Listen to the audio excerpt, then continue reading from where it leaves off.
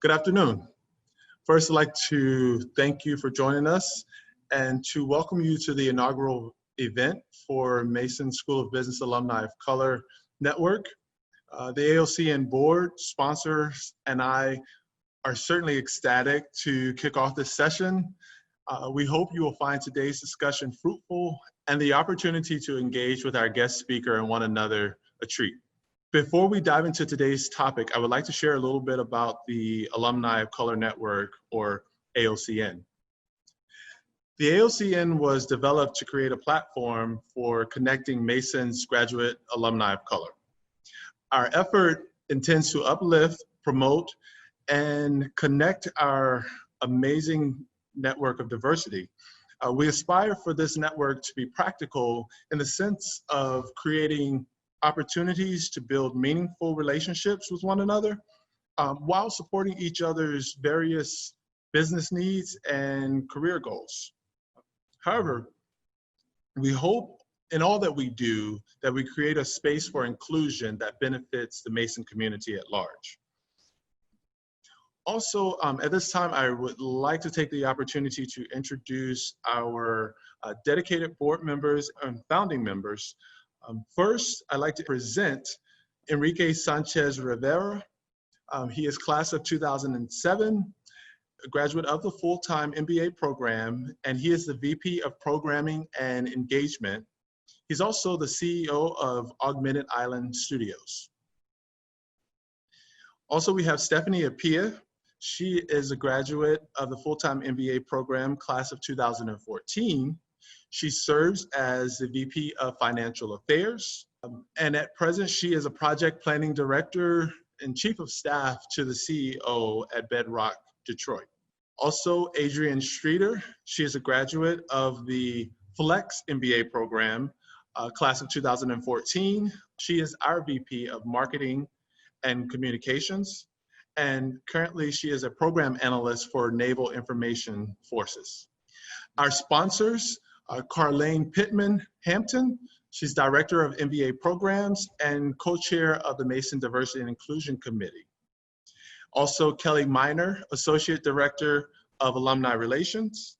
She is a Mason D&I representative. And finally, I am Montique Warren, class of 2014 full-time MBA graduate and president of the ALCN.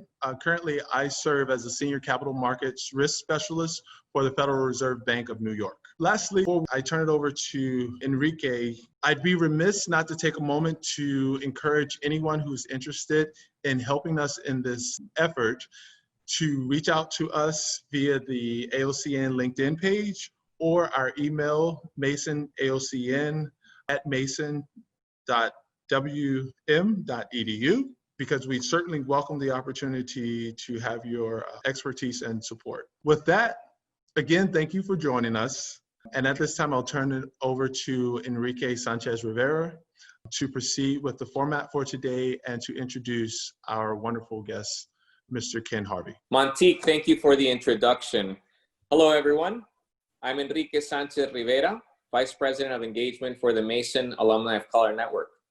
I want to first of all welcome you to our inaugural event. I'm very excited to have Ken Harvey here. If you can believe it, he's a former four-time Pro Bowler NFL linebacker. I had the pleasure to meet Ken over 13 years ago in Virginia, actually. Throughout the years, Ken has proven to be a magnificent friend, advisor, and for me personally, an inspirational figure. His philosophy on life and friendship and hard work has never ceased to amaze me. During these difficult times, we need people like Ken Harvey to help us navigate challenges. And he's someone who has had many experiences through life that have been challenging. And with that, he has proven to accomplish many, many success stories. We thank you very much, Ken, for gracing us with this opportunity. We are thrilled to have you here. We'd love to hear your thoughts on the importance of persistence during these challenging times. I look forward to having this wonderful conversation and asking you some questions as well and having everyone participate. So without further ado, ladies and gentlemen, Ken Harvey. Hey, thank you very much, buddy. I appreciate it. Just start off with, so my name's Ken Harvey. I played in the NFL for 11 years. I started off with originally the Phoenix Cardinals, and they changed their name to the Arizona Cardinals, and then played with the Washington Redskins. So it's 6 years with the Cardinals and 5 years with the Washington Redskins, which was a great time. You played in the NFL for 11 years. I was fortunate enough to go to the Pro Bowl 4 times, back to back to back to back, which it was a dream come true. But I think what we want to talk about a little bit is that it's the journey behind that. And a lot of times people only see success, but you oftentimes don't hear or see the struggles that you go through before that. Kind of look at it and say, okay, man, this guy has everything made and it all went good for him. And that's not necessarily the truth. So my story, just briefly, is that I'm from Austin, Texas originally, one of 7 kids. I'm the oldest son. Family's, small family, like everyone else, you struggle in whichever way you can, you're trying to make it. One of the things I really try to talk about now is the mentality. But the mentality that we had back then, or at least, that my parents had then, was that my dad was a provider. My mom would work and support the family. But we didn't really talk a lot. We didn't talk about finance. We didn't go to the bank. We didn't do a lot of these different things that people say, oh, you should know this automatically. It wasn't automatic. My parents were just hardworking people trying to make it. For me, I was a kid who just dreamed a lot. And as we know, dreams are only as good as, a dream. And unless you put some action to that dream, it really means nothing. My life was watching TV. It was a fantasy world. It's escaping. And while TV and everything will get you ahead in the sense that you can learn a lot. You watch TV, you learn a lot of different things from a TV show. The reality is that if you don't apply, it doesn't mean anything. It's only what you've learned from what you're seeing, but you don't know the steps along the way. And that was kind of my way of growing up. My escapism was in the fantasy world of TV. I say that to say that I had no aspirations to be a professional football player. That wasn't my goal. It wasn't my dream. I played football because my parents were like, you need to get your butt out the house. You're too big. You need to do something. And, back in the day, that was the thing. You get your kids out the house. You don't sit in the house and you just watch TV or play video games. And so I started playing football, played Pop Warner football, played a little bit in junior high. And then in high school, I played 2 years. But then I ended up dropping out of school. And people say, okay, why'd you drop out of school? Well, for me, school wasn't interesting. It had no value, and compared to watching TV. TV shows were exciting. They were 30-minute clips, boom, boom, boom. For me, school was kind of like, oh man, you got to do this stuff. And because a lot of the things you already knew from watching TV, there was no like, okay, I got to do this. There was no push to do it.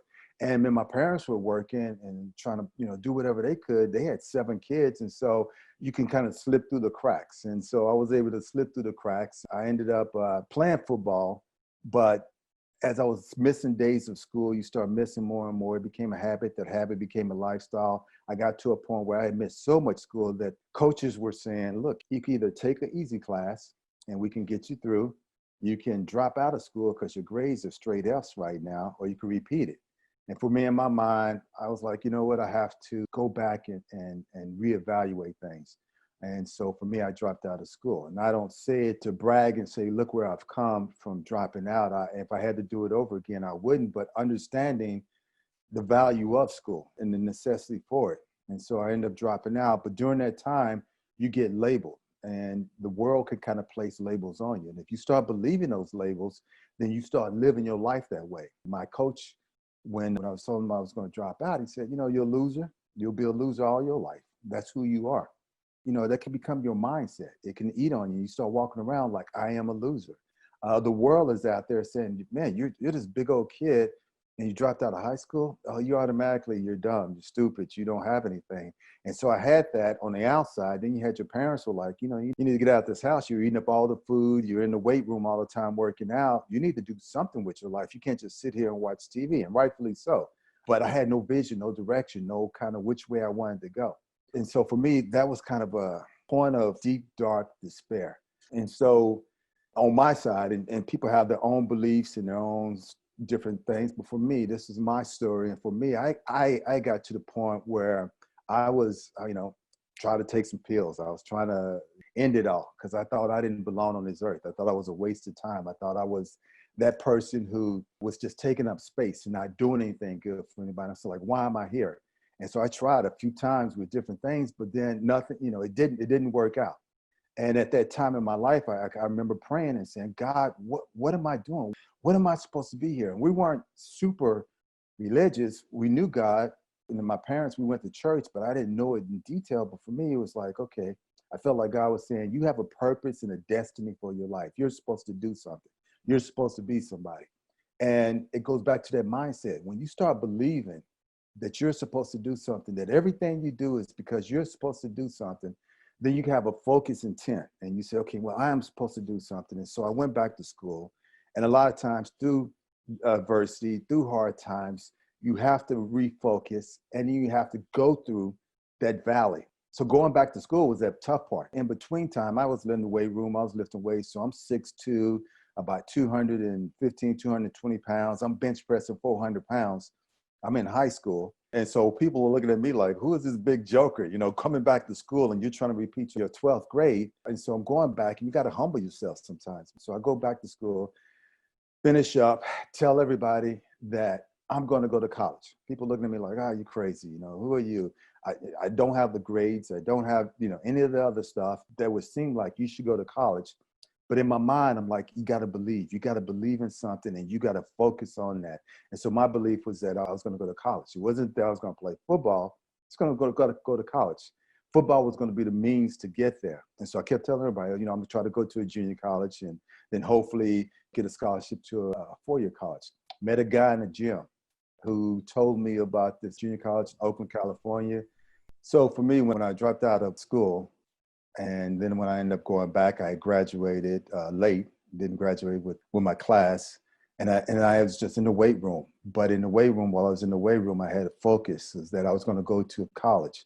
And I met a guy in the gym who told me about this junior college in Oakland, California. So I'm kind of laying out steps of my journey, at least, was, one, have a vision of where you're going to go. 2, you have to humble yourself and sometimes go back. 3, you have to speak it into existence. I kept telling people this is what I was going to do. And a lot of times when you start speaking it into existence, good things come around you. Those very things that you want come around you. And so I met this guy, told me about junior college in Oakland, California, end up going to the junior college in Oakland, California, played there for 2 years, got a scholarship to the University of California, Berkeley, which is kind of ironic in that you're a dropout. Now you go to one of the top schools, probably not as great as William & Mary, but you go to one of the top schools. And so you go there, and then I played there for 2 years and then end up getting drafted, 12th pick, first round, to the Arizona Cardinals, Phoenix Cardinals at the time. So I'm the original Phoenix Cardinal. Played there for 6 years. Once again, people look at it, they see the highlights, they see the greatness of playing. They said you played there, you had a good contract, 2 good contracts, and it was all great. But during that time, me and my wife, we lost our first child. He was 6 months old. We lost him through SIDS. And so, we were 2 young parents who are in the limelight, and you lose your kid, and that's a struggle, trying to deal with that. And so, fortunately, I have a strong wife. We're still married 31 years. I met her at the junior college. And so you go through that. I tore my ACL and also tore the rotator cuff in my shoulder, and everything was on my left side. And the surgeries were in months of each other. And so here I am, barely able to walk on one side because of my torn ACL and also my shoulder. And so now you're facing other adversities where everybody's saying that, you're not going to make it, your football career may be over with and you're not going to do it. But for me, in my mind, it was still that vision. You're supposed to be doing something. You're supposed to be great. And a lot of times we don't realize that our training comes from all the struggles that you've had in your past. And so my struggles in my past was that while I was training by myself at night saying, I'm going to go to college, I'm going to make it, I will never give up, I'm going to keep going, I'm going to keep going. That was the very thing that kept me going as I had other struggles that I didn't realize were going to come. It was from training way back when. So a lot of times in your life, you're going to go through struggles, you're going to go through pains, you're going to go through different things that you're saying, God, why am I going through this? But it may be preparing you for something else later down the road. Rehab my knee, came back from that. Then I also rehabbed my shoulder. Then I got a opportunity in free agency to come to the Washington Redskins. So here's a guy who drop out in high school, go to school, finish up, goes to major college, goes from there, get drafted in 12th pick, first round, tears up his knee, tears up his shoulder, and then ends up getting one of the contracts with the Washington Redskins, which at the time was one of the highest paid contracts for a linebacker. And you may say, well, this was all luck and this was all whatever. But one of the things that people looked at me and said, well, this guy never gives up, he never quits, is because of the training through the adversity I had back then, that I kept going and said, I would never quit, I would never give up. So I kept doing that for a while, ended up going to the Washington Redskins and then played there for 5 years. 4 of those 5 years, ended up going to the Pro Bowl.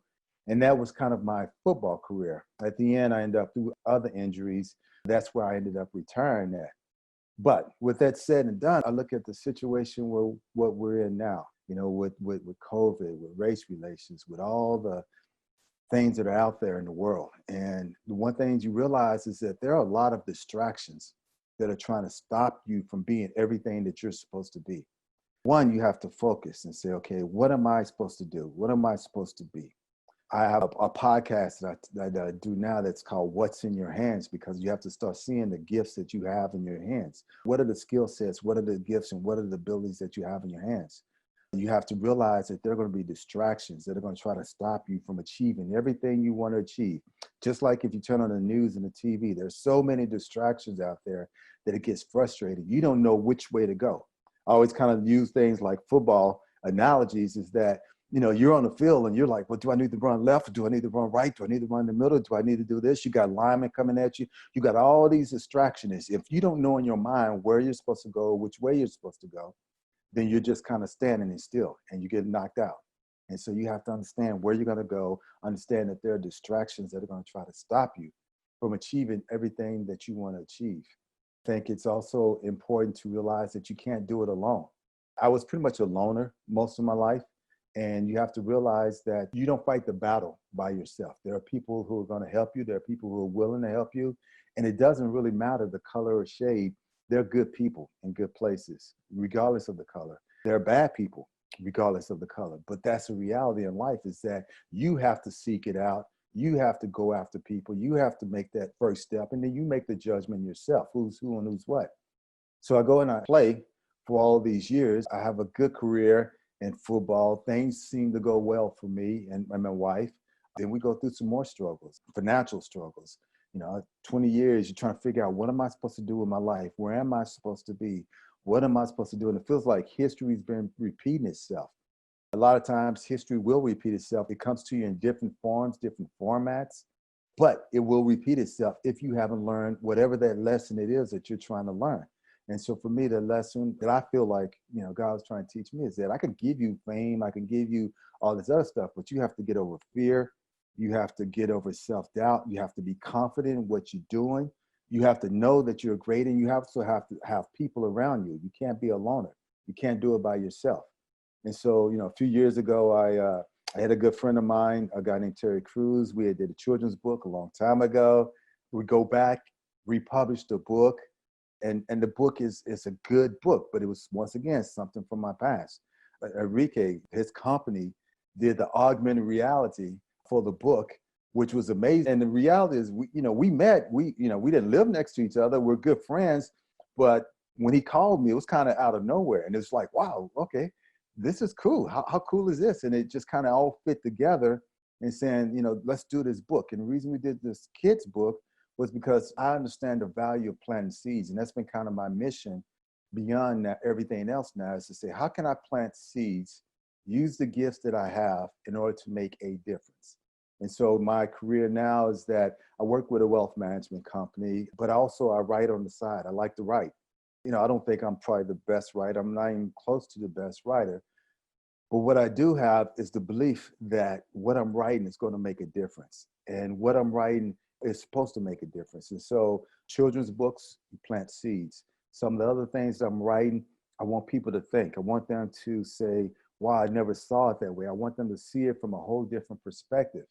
And so that's kind of my goal in life, is to say, no matter what, no matter where you're at, you have to keep pushing on. You have to have a focus and a vision of where you're going to go. You have to know there are people around you, there are situations around you that are going to try to stop you. You have to change your mindset from being a person who's asking permission, saying, well, can I do this? Or am I good enough to do this? You have to have confidence and you have to believe in who you are. You just have to take a journey and look at the journey and enjoy the journey. I think a lot of people get so locked in that I have to do this by a certain time and I have to be a certain way by a certain, this, whatever this structure is. And they forget you got to enjoy the journey. Some of the greatest people, the greatest players, at least that I know or knew, were the ones who enjoyed the game. And their athletic ability may kind of tweaked it here and there a little bit over time, but what they had was that they enjoyed the game. You got to look at everything with a fresh approach, like a kid, and say, well, what can I do? How can I do this? I look at today's times and I look at people and I say, man, we're missing the beat. We're missing the whole subject because everyone's digging in. I'm going this side and I'm digging in. I'm going that side and I'm digging in. And if you start looking at the greater scheme of things, some of the things that we're arguing over aren't as important as we think they are. If you as a person, you look back and you say, oh man, when I was a kid, this used to be the most important thing in my life. And you look at it now and you say, it wasn't really that big. Some of the things that we're arguing over aren't as important. Some of them are super important, but we have to be able to willing to talk to each other and communicate with each other. We have to be able to sit down and have a conversation with each other. And so, I look at it and say, okay, what can I do to make a difference? One of the things, I'm a coach with this congressional football game. We have about 30 Congress members, Democrats and Republicans, playing football together against the Capitol Hill Police, but they play on the same side. And so this is an opportunity for people to get together and talk outside of all the other stuff and to be on the same team. And me as a coach, I get to push them to say, you guys got to talk to each other. So, use the gift that's in your hands. The children's books, use the gifts that are in your hands, right? If I could plant a seed where someone sees my boys, they're characters in some of the books, they could see my boys and say, man, that's just like me. And they don't see the color. They just say, that's just like me. I'm planting the seed. And so that's kind of what I've been doing. You're going to have things that are going to go against you a lot. You're going to have struggles. The biggest challenge is your mind. But the good thing is to also have good relationships. And that's why I'm excited that this is about relationships. One of the saddest things that I realize is that as an athlete, as much as you're taught to be a team, you're also taught your job can be taken every year. And so you're always kind of worried about who's after me and who's after what. And as much as you are a team, sometimes you don't realize the value of a team. But a good team is when you could turn to your brother and say, look, man, I need some help. Can you help me? And it's two parts. It's, can you help me? And I'm going to give you 100% of what I got to make a difference, because I respect the fact that if you're going to help me and stick your neck out for me, then I owe it to you to give you everything I have.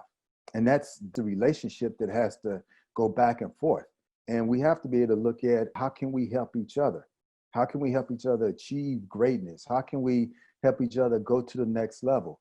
If you look at the NFL or you look at the major sports leagues and you say, well, man, we got, NFL maybe 80% Black, NBA, entertainers. If everybody put in, $10,000, $100,000, you know how much money that would be in a fund to do some great things if everyone worked together?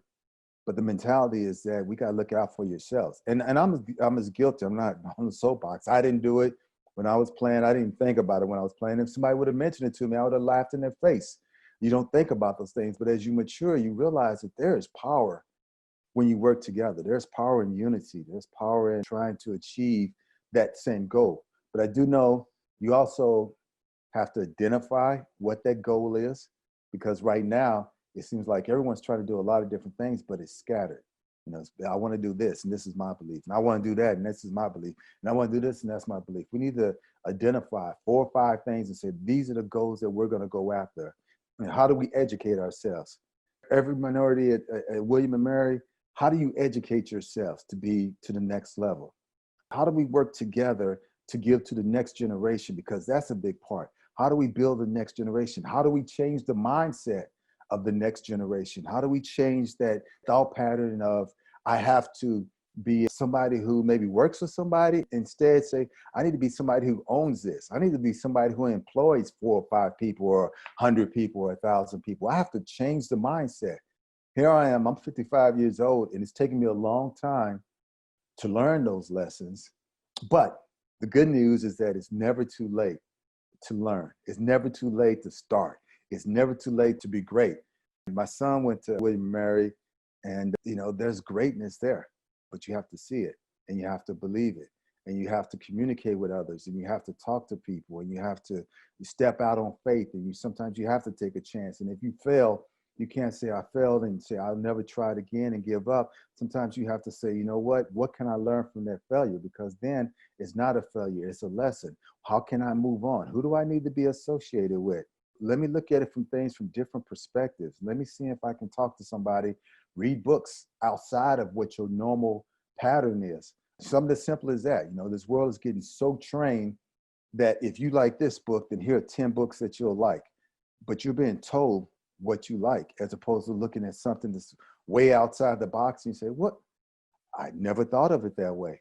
That's the reality, and that's the beauty of what we can do. So rather than bore you to death and have you keep looking at this beautiful face, that means beautiful in sign language. I did learn that.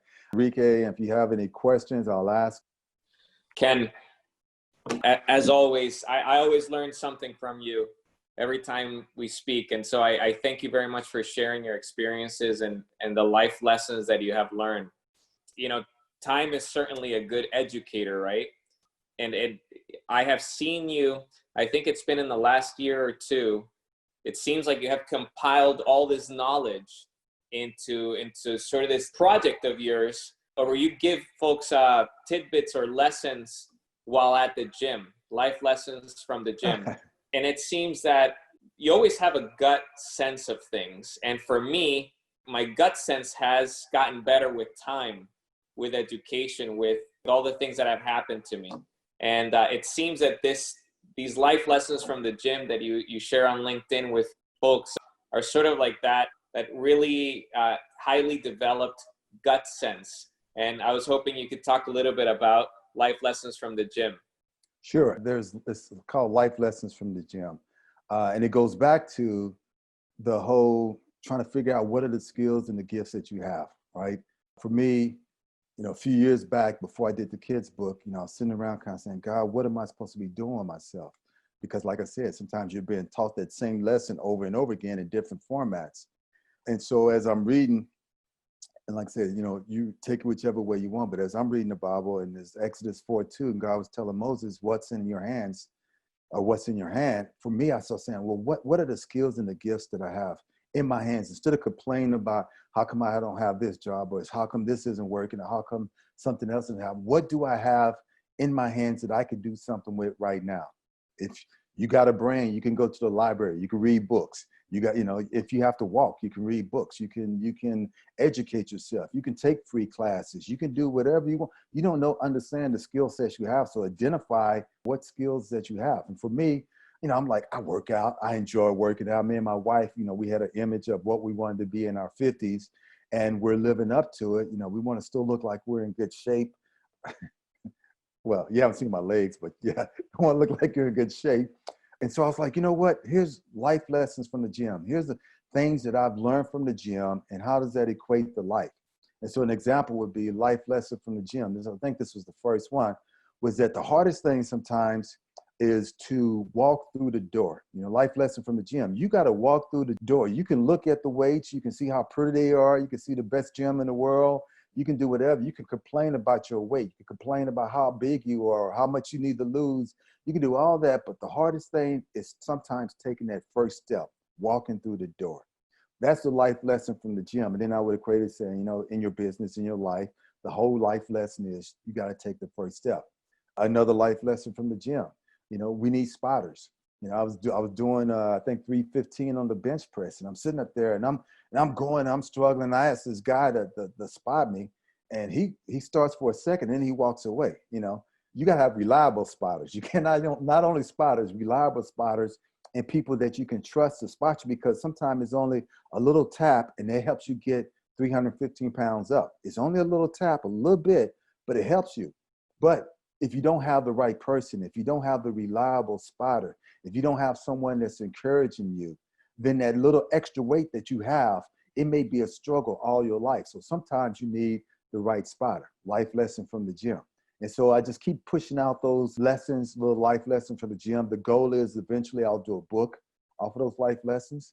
It is, what skill sets do you have? And I say that to say, don't undervalue your abilities. For my mom, who would like to cook, and we all gather around the table on a Sunday, that may be an opportunity for us to get together to talk. And every time you do that, then she gets to hear about, what's going on in our lives, and we may be able to solve each other's problems by having that one meal on a Sunday.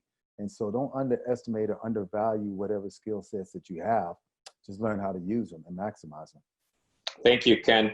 I appreciate that. I'm waiting for that book, The Life Lessons from the Gym. Well, of course, because you and I did one, and I thought it was actually kind of cool, was that we did it. And so I wanted to do it also in Spanish so that, I think the life lesson, I've done a few of them, and no matter what language, it's still, you have to do the work, and you can learn to meet people, but if you start digging deep, someone in Colombia wants to work out just like someone in America, just like someone in someplace else.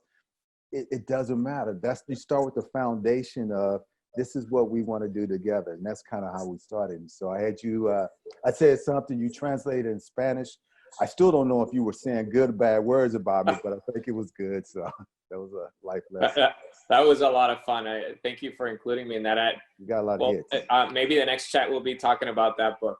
Let's hope for that. Well, if anybody has any questions for Ken, please take advantage of this wonderful opportunity and type them into the question box, please.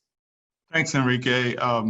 So Ken, I'd like to start off the Q&A period, or rather follow up with the question that, follow up after the question that Enrique asked, and sort of keeping in mind with what's happening right now in regards to some of the social unrest and the health pandemic. You've shared a lot with us about what has motivated you to come out of the trenches. And as we think about the adversity of this current situation, what would you say you found to be the most beneficial or helpful activity or practice in this current moment? Well, one of the things I do, we just started working out, but trying to do a little workout at home helps out a lot to get the blood flowing, to get your mind moving. In the mornings, I try to, when I work out, or even if you wake up, I'll listen to motivational tapes, and not, you don't want to sound corny, but sometimes it's those words that you need to hear, saying that, you can do this thing. You are great. You can get through this. Figure out what the topic is that you may have to deal with, and then listen to tapes or music about it. And so, if I'm dealing with fear, I'm listening to tapes or reading books on fear. If I'm dealing with anxieties, that's where I'm trying to focus on. So that helps kind of start your day. And then fortunately for me, I have my wife who's here with me. And so we get a chance to talk to each other, even if it's getting in the car to just drive around for a few minutes. It's good to talk to somebody and try to be a good listener as well. Hi, Ken. The next question is, what advice do you have for instilling resiliency and persistence in children? We're trying to do our best to ensure that future generations are better. Well, it's communication sometimes, and like I said, the analogy I used of a spotter. Sometimes you have to push your kid along, and they're going to want to quit, but you got to keep them going. Like for my boys, we would have them in a karate class, right? And so we say, if you're going to sign up for this class, you have to do it for the year. Now you can stop after that. It's up to you, but for that year, you have to commit to it. And then we have to kind of gently push them along the way to make sure that they continue doing that. Hi, Ken. Hello. So we do have one question in the chat room from Kristen Allred, and she asks, did you have mentors that helped you make it through your struggles? Can you talk about the importance of mentorship? So a great question. I did have mentors. Didn't realize they were mentors. You know, so some people, it could be a brief conversation. When I was on the verge of dropping out of school, or actually I think it's when I came back, I met a janitor, and he was telling me about you know, all the things he should have did, and all the things he wanted to do, but he never did. And for me, that was a lesson of saying, don't spend your life in regret. Do it. You know, don't do it. And there's nothing wrong with being a janitor. I mean, do it and be the best you can. But the main thing I got from that is, don't spend your life saying, I wish I would have, wish I could have. You know, I've had a lot of people who along the way would be encouragers. You know, some people were the ones who would say, come on, Ken, you can do this. I had people along the way who were people who would kind of get me out of roadblocks and say, look, dude, you're going the wrong way, readjust a little bit. And those are those hard conversations, but you can't necessarily be afraid of the hard conversation either. You know, sometimes you have to have those and honest conversations, and good friends usually will tell you things that you don't want to hear, but that's what makes a good friend. Thank you, Ken. Appreciate you answering those questions. We have a lot of questions, so I'm just gonna. And I'm gonna disappear for a quick second. I'll be right back. I have a pot of water boiling that I forgot I had on, so I'll be right back. This is bad, but this is a Zoom thing. Hold on a second. Sounds good. No problem.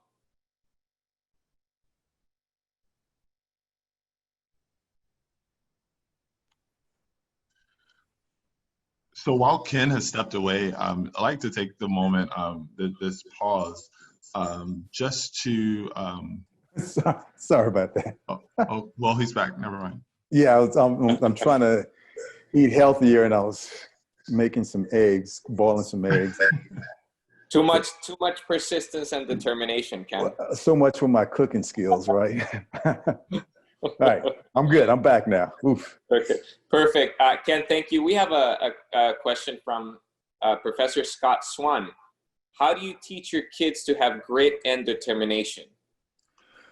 So it's one, you don't realize your kids or people watch you when they, you kind of think that they don't watch you. So a lot of times kids are watching you. And if you go back as an adult, they'll say, oh man, you know what? My dad didn't, or mom didn't say a lot, but man, I saw him do this, or I saw him go through that. So one is, you got to be an example. You can't just preach it. You got to actually be an example. Then two, it is that you push them a little bit. You got to push them to believe that they can do more than they can. So sports is a great opportunity, but it's not necessarily the only thing. Same thing in education, but there has to be kind of a reward for it, right? You know, you read these books, but if it's just read these books and slap them on the hand, then that's not good. Just read these books, and you know what? Let's go out and get some ice cream, because you know what? You did such a great job.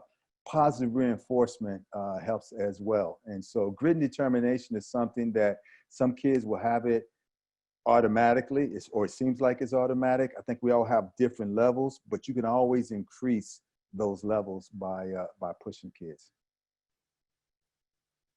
Now, I get nervous when you say professor asked that question, because he may be taking notes and going back to his books and being like, that's not what the psychiatrist say. So, yeah, take it for what this is what I did.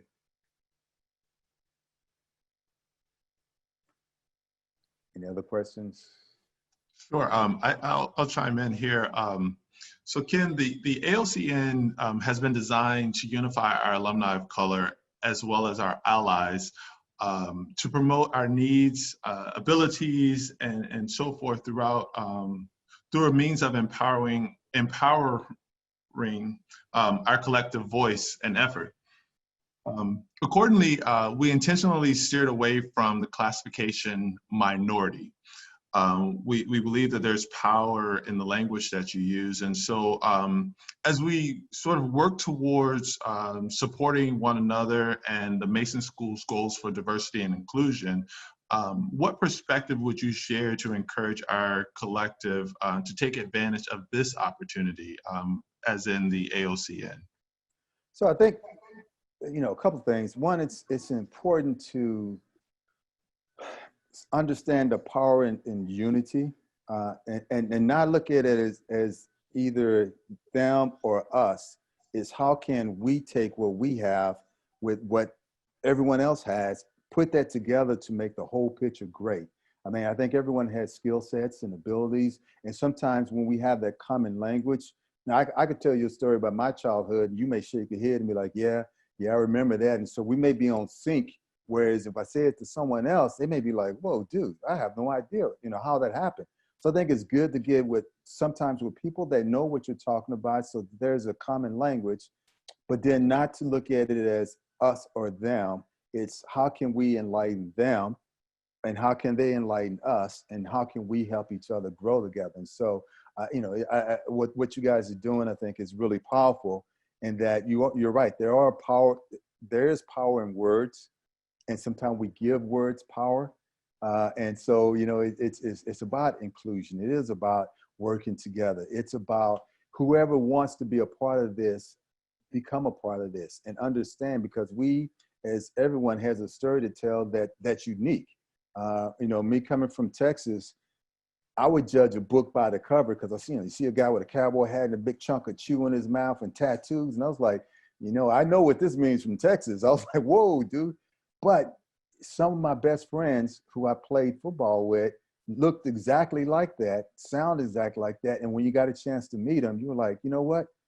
That is a good guy. And you start finding that there's some similarities. So yeah, that's the answer to your question. Hello again. Have a question from Miss Granger. She asked if you could speak to the role of organizational culture, maybe from your experiences with the NFL, to respect how and when personal perseverance serves people. So one, start off with, man, I wish I had an English accent so I could sound cool. Like, bloody, well, I could tell you what I did, you know? But my wife's actually from England, and she says I'm like the worst at trying to sound foreign. So anyhow, but no matter what, even if I messed up, I would sound cool, right? Like, oh, you know, it gotta go, it got the, I may never get asked back again. The NFL and the culture is a couple of things, and sometimes it goes against each other. You know, you preach unity, you preach teamwork, and you understand that one person alone can't make it happen. You know, it's not just the receiver, it's the quarterback and the receiver, and then it's the offensive line protecting the quarterback. It all works together, so you understand that.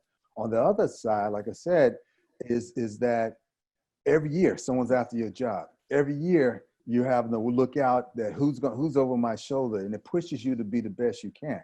And so if I would say anything, the organizational structure in that is that, one, learn to be your best in everything you do, because there is competition in the world, and there are thousands of people who would want your job, who may be as good as you. You have to try to be the best that you can with it. And then two, learn to work together, because ultimately, you know, this is one of the things I told the guys with the congressional football game. It's not just the offense, it's not just the defense, and it's not just the special team. It's those three together saying that our goal is to win the game, and understanding and identifying what the game is. And so that's the kind of mindset. And then realizing that if you let yourself down, if you don't give 100%, then you're not only hurting yourself, you're hurting the whole team. And if you can take some of those good things from the NFL or organizations, then that's it. Communication is another part of the game, right? It's, I think a good company as well as a good team are great communicators. And so, you know, communicate what you want, have a standard, make sure everyone understands what that standard is, and then live by that standard. Thank you for that, Ken.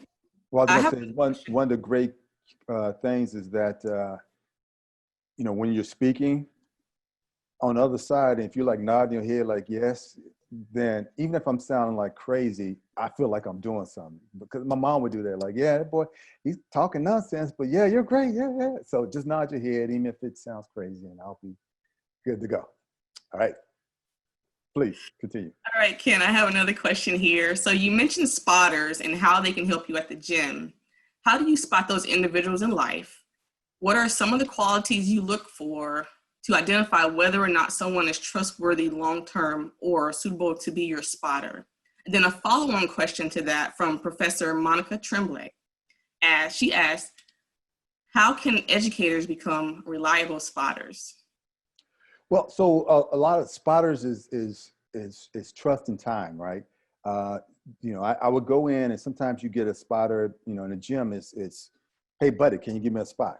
And then you got to explain to him exactly what you want, you know. So for me, if you don't know yourself kind of what you want in a spotter, then they can give you anything. And, you know, for me, I was like, you know, I need to take 3 deep breaths. And then I need you to, if I'm struggling, don't have me squiggling like a fish underneath it, you know, keep it moving.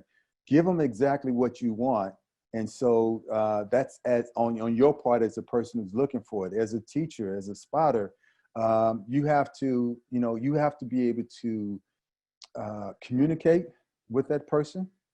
It's going to be shown over time in your actions. And then you have to be honest. You know, I think at the end it's, you know, I'm here to try to help you, to give you the best I can. I may not know all the answers, but I'm going to give you what I can. And I'm asking you to judge me, trust me each day. And then we could kind of work on it. And if you see something wrong, go back and say, you know, I didn't like this. I mean, that was the hardest, I got a hard head. And, you know, for me, it's been really hard to find people that you can trust, especially because of sports, right? Everyone's looking at it, oh, like, how can I get something from you know, because he played ball, and how can I get him to do this, and how can I get him to do that? And so for me, it's hard to trust people. And so what I would have to do is I would kind of just, as me as a person, I would sit, watch, even throw out a little test just to see what they would do. And so, you know, as a teacher, know that your student is going to probably test you a little bit to see how much you really care, or how much is just talk, something that you read in a book, or if it's something that you really care about. Thank you, Ken, very much. We have another question. This will be our last question today. It comes from Dean Larry Pulley. Oh, in these times today, how do we start being more effective in having tough but vitally important conversations? So great question. It is part of it is right now people are digging in because, you know, it's I'm a one up you. Well, you're hurt. Well, you're hurt, but I'm hurt like this. And you start pointing, you know, I'm hurt like, and it starts going back and forth. I think it's getting in a setting where there's the ground rules are laid early on. You know, this is going to be a conversation where both parties are going to respect each other and have an opportunity to hear what the other person is saying. Then it's ultimately saying, okay, what is the goal of this topic or conversation? You know, do we want to try to understand where you're coming from as opposed to the other person? I mean, if I go and say, I'll say to someone through race relations, I'll say, you know what, I got it, but every time I see that brutality, every time I see that, I don't only just see that, I see my child in that place, and I worry about that. And so in my mind, I got to convince you to say, great, you see it and you may empathize with it, but it's hard for you maybe to see it saying, that's my child. That's everything I go through every year, every moment. And if you can hear that and say, maybe I don't know it, but I respect it, that's the kind of starting point, is that both people have to sit down, or groups or whoever, sit down, have a conversation, and learn to listen to each other, and then try to make some active steps towards whatever their resolution is. Now, understanding there will be people who, no matter what you do, it'll never be good enough. No matter what you say, it's never going to be the right thing. There are going to be people who are going to clash because they think their way is right and they're not willing to bend anymore. And, you know, you may have to end up ultimately pushing some of those people out and getting some of the people in that are saying, yeah, but I hear what you're saying. And so I'm gonna try to adjust here, or I hear what you're saying on that side, and I got you, and I appreciate you throwing it out there, because I never saw it that way. So so that's, you know, in a simplistic way, you know, trying to get people together. And as I said, there are certain people right now. I mean, I'm amazed at the young people today that are doing things and making a difference in the world, and really believing in that conviction. So it is kind of you know, what's in your wheelhouse. Taking a group out to dinner. You know, food is a great place where people, when they eat and they talk, then you have a good time. And so, you know, maybe start off with taking somebody out. Take me out to dinner. I will tell you my issues and my sorrows and my woes. So you start with taking me out. And by the way, I like steak and lobster. So you can take me out to dinner first. Ken, I took you out to dinner in Colombia, and I'm not doing that again. Dude, I got a big picture with a big old bone-in ribeye. A couple of days work, that went off. You did a good job. Thank you very much, Ken. This has been wonderful, and thank you everyone for participating and sending your questions to us. I'd like to introduce now Dean Larry Cooley, someone who has been for a very long time supporting this cause and helping us through all areas, administrative and intellectual, to getting to this point. And so thank you very much again, everyone. And I'm going to pass the mic to Dean Larry Cooley.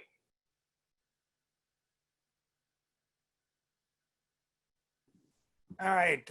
Okay, now I'm unmuted. Thank you so much. Goodness gracious, Ken, thank you. And, you know, I speak for everyone on this experience.